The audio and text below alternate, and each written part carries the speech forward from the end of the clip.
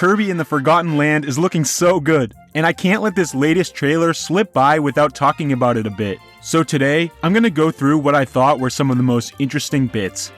First and foremost, I have to shout out just how fun the copy abilities look in this game. For the style of game the Forgotten Land is shaping up to be, I can imagine the several copy abilities that Kirby obtains will be a major highlight. We're getting a whole new spin on Kirby copy abilities with our Pink Heroes move to 3D, and I couldn't be more excited. The latest trailer opened our eyes to even more copy abilities, some brand new, and they look like a blast. Speaking of a blast, the first one we got was a taste of the bomb power-up. Rolling bombs like bowling balls looks like it feels great. We see that we can have multiple bombs out at a time too. While obviously useful for damaging enemies, I can imagine the bombs will have some utility with some light puzzle-solving elements. And maybe Kirby could go full Legend of Zelda and use bombs to clear away rubble and find new paths forward. We also see Tornado Kirby here, which seems to allow Kirby to move forward with a force of fury. My first question is, how long can Kirby make use of this ability? Because if Kirby can just move through a stage as an all-encompassing tornado, ripping up anything in his path,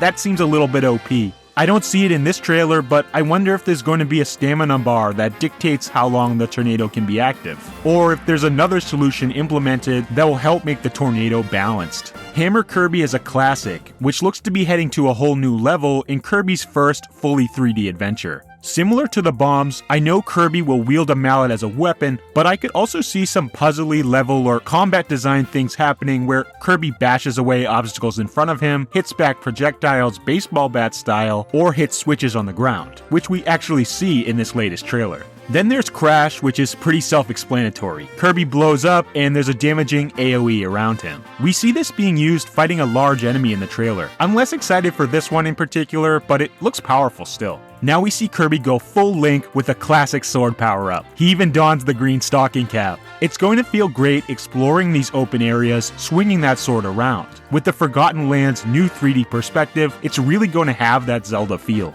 Now I have to say the drill copy ability is my top most anticipated one. I get major Super Mario Galaxy 2 vibes with the whole drilling underground and resurfacing to strike an enemy thing. It seems to me like it can also be used with an exploration focus to find collectibles as well. Can't wait to try that one out. And finally, they gave Kirby a gun. The other all-new power-up that was shown, Ranger Kirby, looks like it turns the game into a third-person shooter. This is unexplored territory for Kirby, and I'm certain it's going to lead to a ton of fun moments. The town shown briefly that's populated with Waddle Dees looks like a joy to explore. With the explorable shops, mini statue collection, which we'll talk about later, and even a fishing minigame, I can't help but be reminded of Maid Village from Link's Awakening. More specifically, the Link's Awakening remake. I can't wait to explore and see all that Waddle Dee Town has to offer. While I know this will be our main hub, I can't help but wonder if there are any other settlements like this in the Forgotten Land. We'll see Waddle Dee Town develop as we save the Waddle Dee in peril on each course, and as the town is populated, we'll gain access to more shops, side activities, and even the online leaderboards. This might be unlikely, but will we see other villages too? If so, would they be inhabited by another race other than Waddle Dee? Perhaps when visiting different towns, we'll be able to find new and varying items, activities, or copy abilities. We'll just have to wait and see.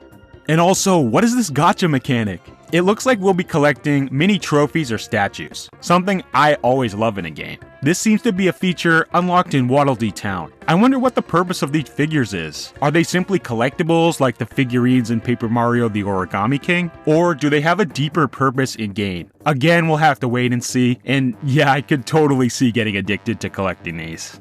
I want to quickly mention this short tease of what I assume is a boss from the Beast Pack, who we know is the evil team in this game. Who is this blue guy with the tongue hanging out? He looks pretty vicious. Could it be a tease at a final boss or a main antagonist? Maybe this is the leader of the Beast Pack. Most likely, we'll have to wait until the game comes out to learn more about that, but either way, I'm excited. Finally, I want to talk about two parts of this trailer that got a pop off for me when I first saw them. First, I was psyched to see a wider world map that looked to be traversable via Warp Star. I'm not sure how big this world is going to be, but I can't help but draw a comparison to something like Cetacea in Dragon Quest XI, or even Latios and Latias in Pokemon Omega Ruby and Alpha Sapphire. I love getting a wider perspective of the game world in these types of games, and it looks like Kirby and the Forgotten Land is going to deliver exactly that. I can't wait to see what kind of scope we're dealing with when it comes to the Forgotten Land that Kirby will be exploring. And while I could talk about this trailer all day, I want to just focus on one more important point at the very end of it. Why are we in what looks like a Colosseum fighting Meta Knight? This scene just seems so out of place, but I'm beyond happy that the series staple character Meta Knight will be returning. Where did this Colosseum area come from? What do we do here? Is this a main story battle, or is this part of some kind of multiplayer brawl mode we don't yet know about? And since Meta Knight is here, does this mean we'll get the return of King DDD as well? Wow, I really could not be more excited about Kirby in the Forgotten Land. Between Pokemon Legends Arceus, Triangle Strategy, and our new 3D Kirby, 2022 for video games is kicking off in super high gear. Are you excited for Kirby in the Forgotten Land? What was your favorite part of the trailer? This one, for me, definitely ranks in the upper echelon of Nintendo trailers. Let me know what you think about it in the comments. And while we wait for all of these amazing looking games to be released soon, remember to keep it locked here to this channel where we'll be pumping out quality Nintendo content. Thanks for watching.